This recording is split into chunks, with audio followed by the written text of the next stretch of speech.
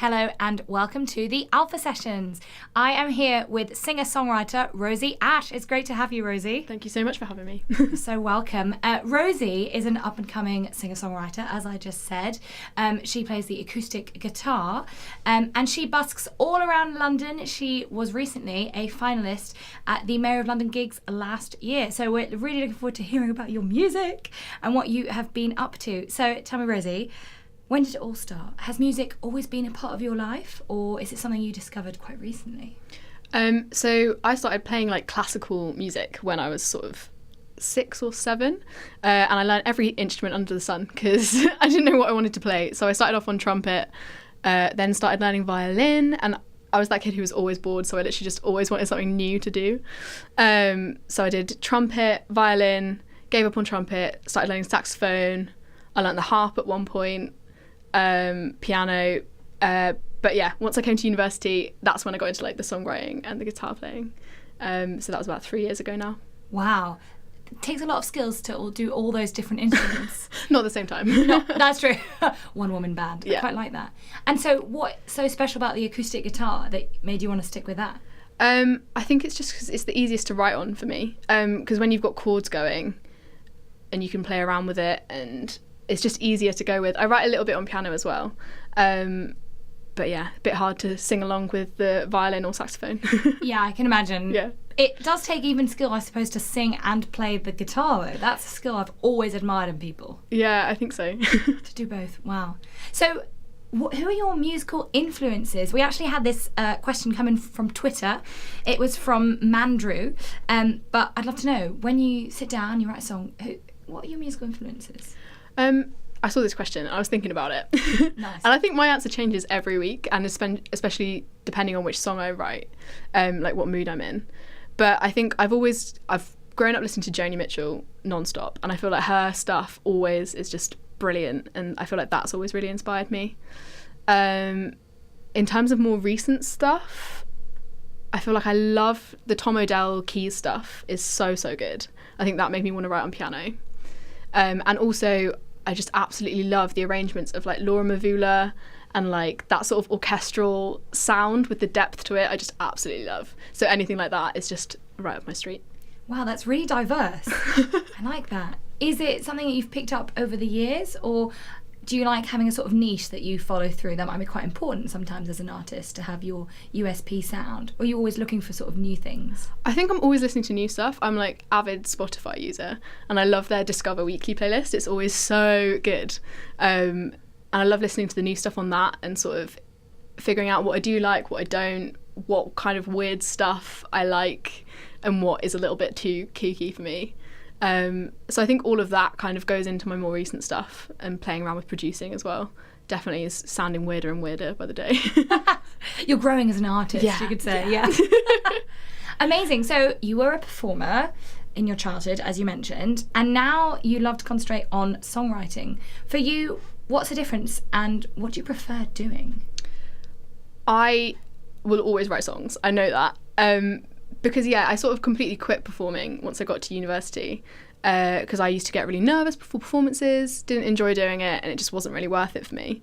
But that whole time I was always writing stuff in my room, so that was kind of just for me, and it was really nice. But then I sort of realised how much I enjoyed the writing, and I was like, okay, if I want to do this full time, then I have to be able to sing it, because if you're going to, obviously, what's the point in writing stuff if no one's going to hear it? So I kind of just got over it, like forced myself to do it, various techniques of getting through performances. But writing is still definitely my favourite bit. Cool. Yeah. We'll definitely come back to talking about performance anxiety and everything, because that's a really cool thing to unpack. But sticking with the songwriting, how do you start? How do you go from blank piece of paper to a Taylor Swift type hit? What do you do? I mean, I'm not sure I'm quite Taylor Swift yet. Hey, you could be. But it's usually late at night, and I'll have like 1 or 2 lines sort of pop into my head. And I'll write them down, and then I'll sit down with the guitar and play around with whatever sort of sounds right for the words, and then go from there and try and make stuff that rhymes, come up with a chorus, that kind of thing. But sometimes as well, if I'm just playing around on the guitar and I get like a good pattern that I like, then I'll write that down. Cool. So is that always musical notes first, or when you say lines, it also might be text that you've sort of dreamt up or seen somewhere? Yeah, I think I usually start with like 1 or 2 lyrics to like get going on. So yeah, usually the words first, I think. Nice. Does rhyming help create like a sense of rhythm, or is it just really fun to do? Both. I think it's also really satisfying when you get a good rhyme that fits with what you were sort of trying to go for in the start as well. I just like it. I like the poetry of it. Oh, cool. And what about song titles? Do they come first or do they come last? No, I'm so bad at titles. Oh, really? Yeah, when I started off busking and I was like performing brand new songs to people, I'd be like, so this is a song. And yeah, it took a little while for me to be like, actually the title's probably quite important because that's how people are going to remember the song. So yeah, always think of them after. Yeah, which is weird because for us listening, we'll see the title first, and we'll like make up our own narrative about what the story is. For sure, yeah. For the title, so it's kind of reversed. Yeah, that's really cool. You're straightforward and stable and good, and I'm trying to love you. I know that I should, but you're too nice. You're not my type. You treat me well, we never fight, but as much as I like you, this will never be love. This will never be love. This will never be love.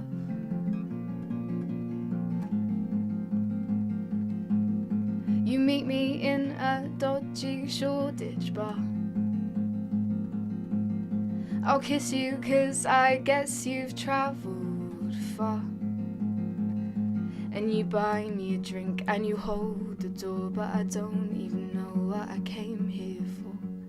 You're straightforward and stable and good, and I'm trying to love you. I know that I should, but you're too nice. You're not my type.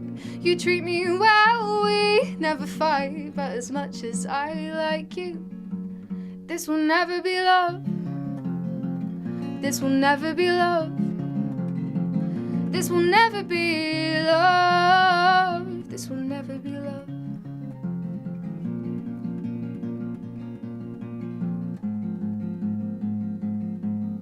He's got a cheeky grin and old guitar. Late at night we'd drive in his car, and we'd go to the bridge in the middle of the night, but he'd be gone in the morning light. You're straightforward and stable and good, and I'm trying to love you. I know that I should, but you're too nice. You're not my type. You treat me well, we never fight, but as much as I like you, this will never be love. This will never be love. This will never be love.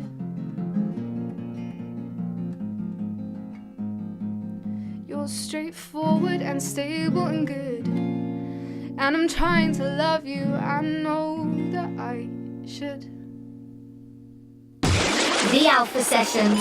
You play guitar. I think there's a pretty special story behind this guitar. Do you mind sharing that with us? Yeah. So the reason I could start busking, I needed a plug-in. I had like a tiny, awful guitar from Netto, which is what I was learning on. £15, really good guitar, but obviously you couldn't hear anything because you couldn't plug it into anything. And then my dad's best friend, who lives in Wales, we went to visit him. And he like repairs guitars in his free time and other instruments, and also does pottery, weirdly. Multi-talented, yeah. And he was fixing up this new guitar, and he was like, do you want to buy it off me? And then, bless him, he gave it to me as a gift after we went and stayed with him. And so that's how I got this lovely guitar that sounds lovely, and I couldn't wish for anything better. Nice. Recycled as well. Yeah. You know, Eco-friendly. Really eco-friendly. Mm-hmm. Love it. It has a bit of history. Yeah, Cool. It's nice. So tell us about the busking circuit, especially in London. We see people all the time, but I want to know about the other side. What's it like? And tell us a bit about the scene. How does it work to be a busker? So it depends where you want to busk. Most of London you can just turn up and just busk. If it's not private land, then anyone can go and busk on it. But if you want to get into the good spots, so like the stations or the underground or anything like that, you usually have to audition and get on some kind of scheme. So I'm on a Network Rail scheme and some of the other busking London schemes. So I get sent around a schedule every couple of weeks and I sign up for the slots that I can do, and then they get given to me. So that's with stations and in shopping centres and all over. What is the best place, in your opinion, to busk? I absolutely love Wembley. Cool. Partly because it's cool just to play by Wembley, but also there's a bridge which has really, really nice acoustics. Nice. So you can play underneath and you get like all your music nicely echoed back to you and you just sound brilliant even if you're having a really bad day. So it's good. Yeah. And what are people like? What are their reactions? In different places, I'm sure it's different times of day, all that. Yeah. But what have been some like key reactions to your songs? Most people, I would say, just ignore you. Okay. To be honest, especially in stations. I suppose I'm quite guilty of that sometimes. No, I am as well. Like 100%. Sometimes you're just not in the mood. But in some spots and in Camden quite often, especially if it's like a nice sunny day and everyone's got like a beer, then people are really lovely. Like they'll come over, listen, like say nice things. Some of the Camden people give you free food every now and then. Oh yeah. So yeah, it's really, really good. I enjoy it a lot. And is it a nice community? Is there a sense of musicians in it together, learning from each other? I think so, yeah. So I got into it through the competition last year that you mentioned. And from that, like I follow all those people on Twitter and like we know where people are going and what they do, and like support each other getting there, and yeah, it feels nice little community.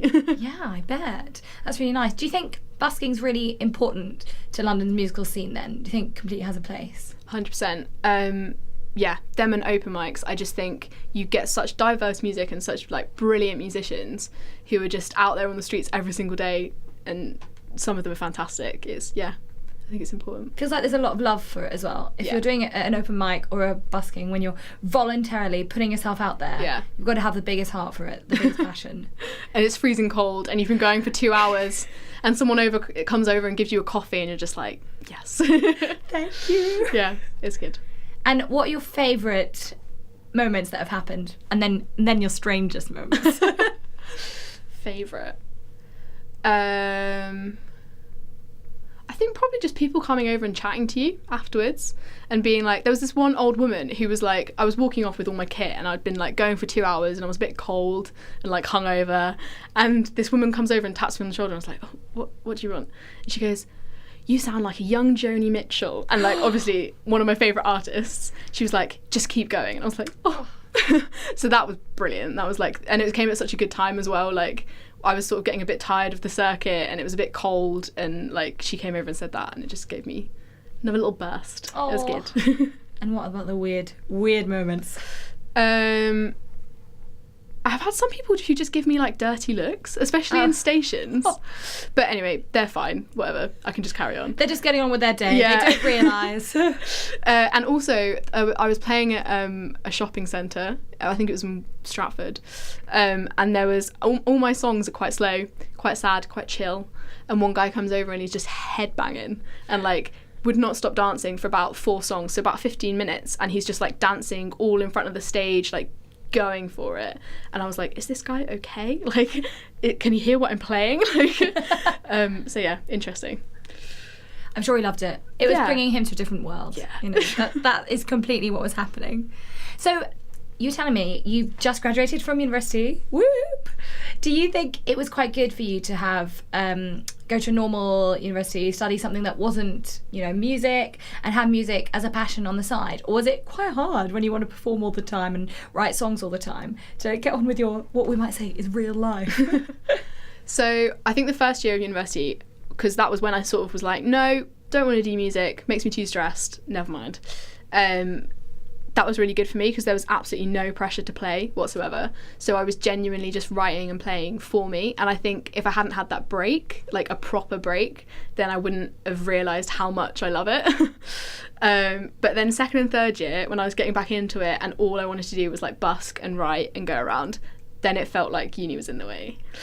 But it's fine, we got through it. And also through uni, like there's uni concerts and other writers. So there was lots of great stuff from it as well.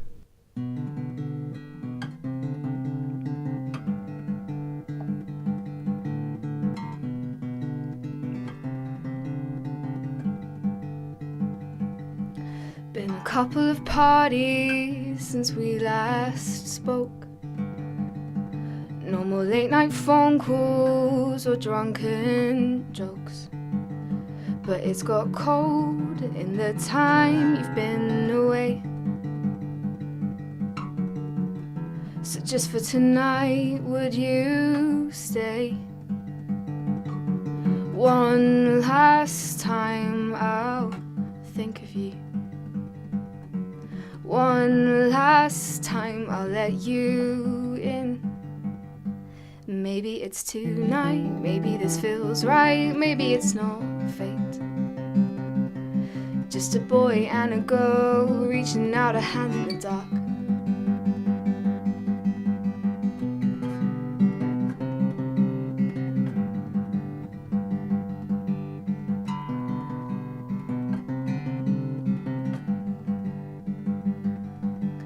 Deleted your number from my phone. Told you we're both better off alone. But it's 3 a.m. and here we are again. So just for tonight, let's be more than friends. One last time I'll think of you. One last time I'll let you in. Maybe it's tonight, maybe this feels right, maybe it's not fate. Just a boy and a girl reaching out a hand in the dark. One last time I'll think of you. One last time I'll let you in. Maybe it's tonight, maybe this feels right, maybe it's not fate. Just a boy and a girl reaching out a hand in the dark.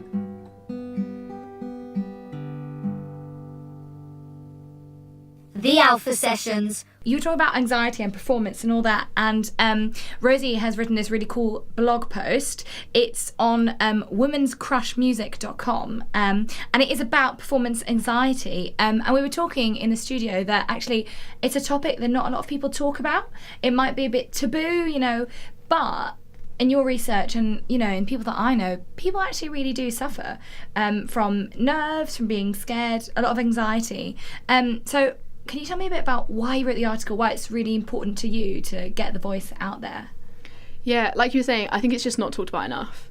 I mean, all mental health isn't talked about enough, but especially with music and creatives, and like it is so prevalent among so many people that I talk to, especially if you're a busker and you have to really, really work hard to like go around the circuits, carry all your kit. Like it can be a slog on like the difficult days, and being able to just push through that and do that anyway is a very difficult thing, especially with open mics and like just chipping away at the whole music scene in London. It takes a lot, so yeah, I think it needs to be talked about more, because I know so many people who struggle with it on like day-to-day basis. Yeah. And I think it puts a lot of people off as well for something that they would really love to do.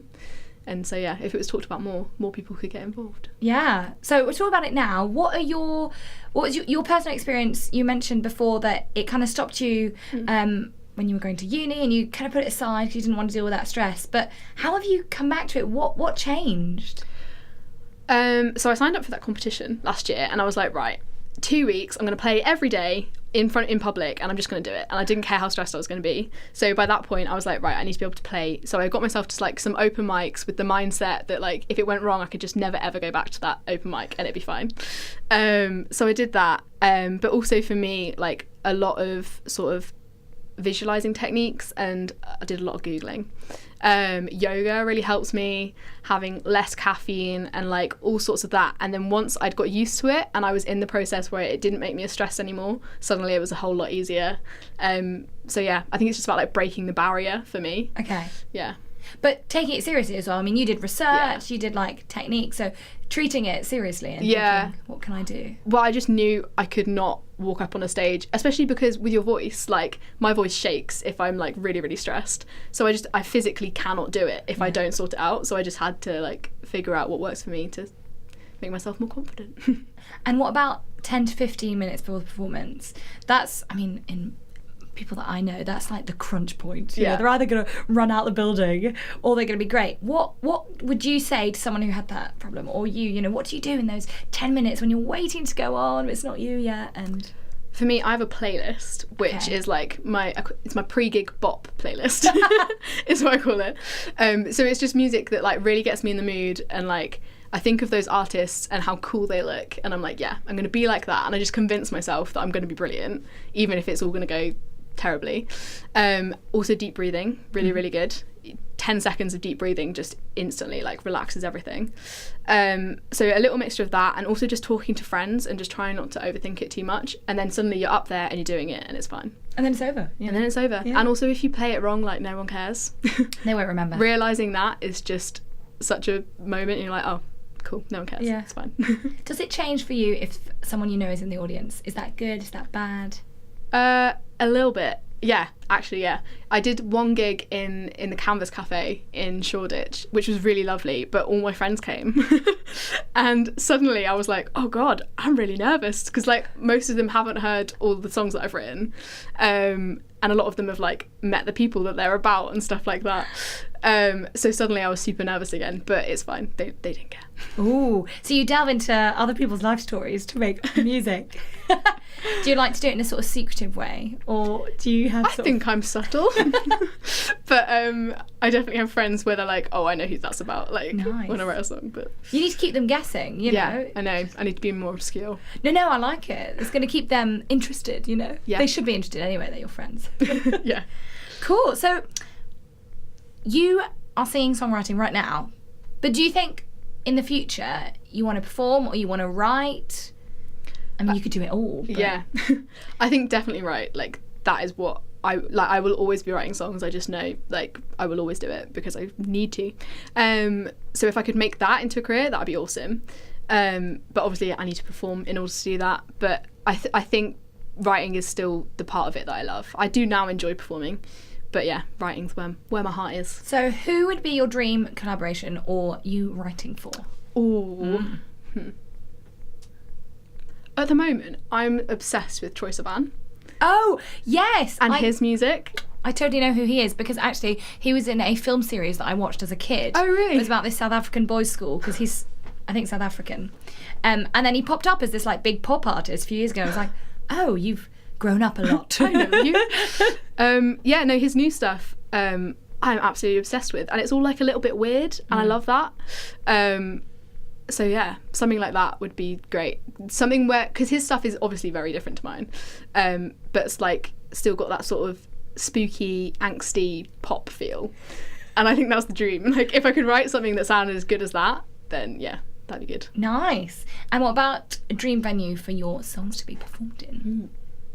My first like proper music concert where I went like by myself with my friends was Tom Odell in O2 Shepherd's Bush. Okay. So I think there, because then I'd be like full circle. Yeah, there's a story. I like that. Yeah, that's I'd cool. go with that. And then your friends who came with you would then have to come see you? Yeah, for sure. That would be good. Cool.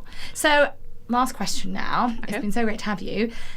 If you met someone on the street who was saying, oh, I'm starting out, what would be your number one golden piece of advice? Just do it. Just do it.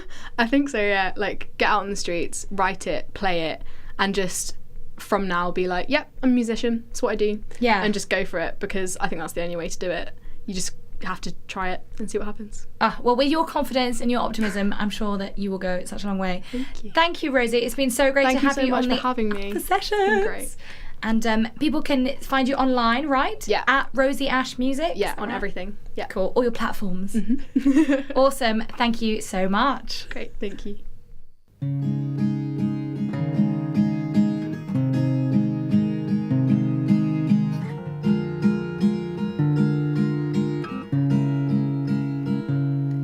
I'm sorry that I put you through all that, 'cause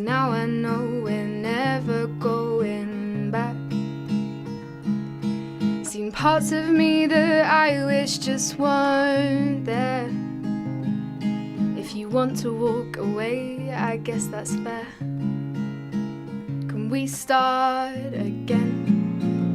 Brand new pen. I promise you, just wait and see. You'll see a better me.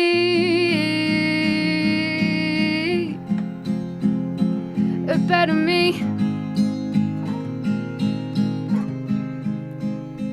A better me.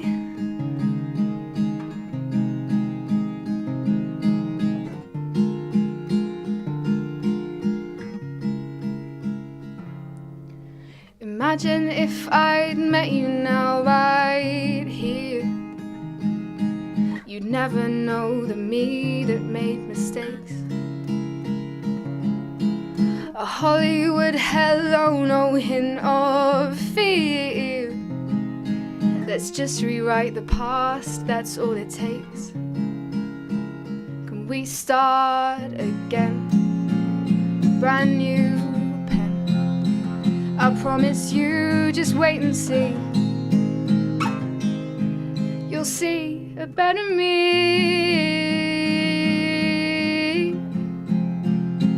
A better me.